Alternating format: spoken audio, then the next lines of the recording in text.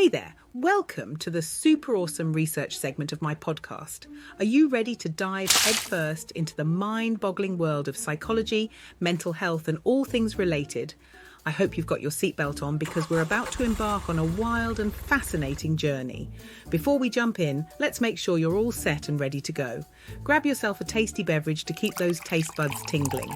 It could be a refreshing glass of water, a strong cup of coffee, a soothing mug of tea, or hey, whatever floats your boat. We want you to be completely comfortable and fully engaged. Oh, and don't forget your trusty pen and notepad. You'll definitely want to jot down any mind-blowing insights or burning questions that pop into your head. Believe me, you won't want to miss a single nugget of wisdom that we'll be dropping. We're about to blow your mind with some seriously eye-opening stuff. Wow. Whether you're a psychology newbie or a seasoned expert, this discussion is going to ignite your curiosity and passion for understanding human behaviour and well-being. So get cozy, my listeners, and prepare to have your perspectives expanded and your mind buzzing with brand new ideas. Imagine this. You know how sometimes our behaviours, thoughts and feelings can be a bit mysterious, like they're hidden deep within us? Well, the psychodynamic theory tries to shed some light on that. According to the psychodynamic theory, our behaviour and personality are influenced by unconscious drives and conflicts that we may not even be aware of. It suggests that our thoughts and actions are shaped by our past experiences, particularly those from childhood, and by the interactions between different parts of our mind. Now, let's dive a little deeper. The psychodynamic theory was first developed by Sigmund Freud, a famous Austrian psychologist. Freud believed that our mind is divided into three main parts: the conscious, the preconscious, and the unconscious. The conscious mind is what we're aware of at any given moment. It's like the tip of the iceberg that we can see above the water. The preconscious mind contains thoughts and memories that are not currently in our awareness but can easily be brought to the conscious level. It's like the part of the iceberg just below the water's surface.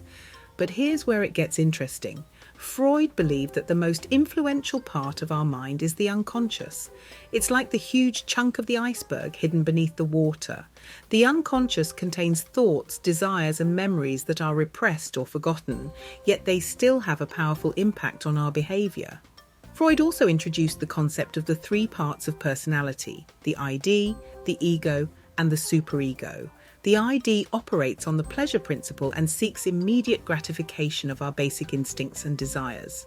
The ego operates on the reality principle and tries to balance the demands of the ID and the constraints of the external world.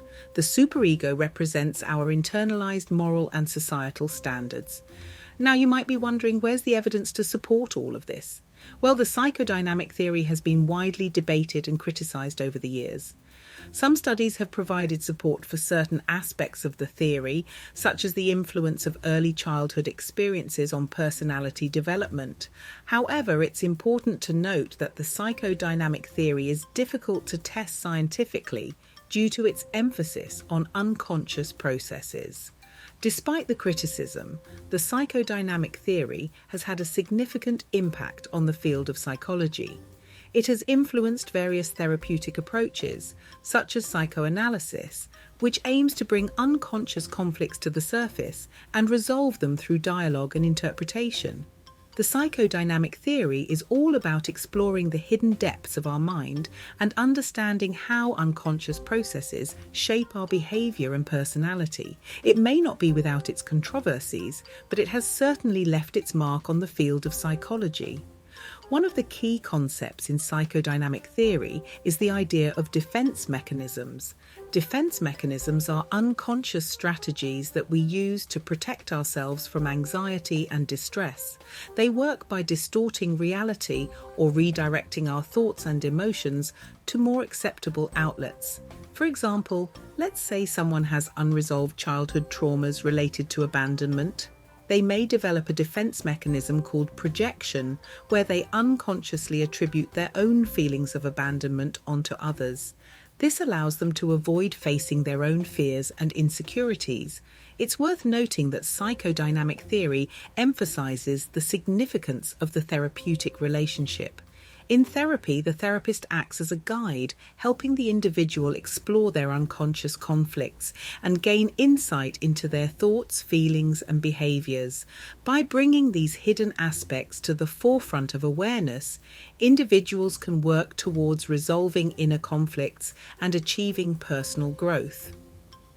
Now, when it comes to evidence supporting psychodynamic theory, it's important to mention that the field of psychology has evolved significantly since Freud's time. While some aspects of the theory have been supported by research, others have been subject to criticism and debate. For example, studies have shown that early childhood experiences can indeed have an impact on personality development. Research has also highlighted the role of unconscious processes in influencing our behaviour and decision-making. However, the specific mechanisms proposed by Freud, such as the Oedipus complex or the interpretation of dreams, have not been widely validated by empirical evidence. It's worth mentioning that contemporary psychodynamic theorists have built upon Freud's work and have integrated new understandings and perspectives. They have refined and expanded the theory to incorporate concepts such as object relations, attachment theory, and the impact of social and cultural factors on personality development.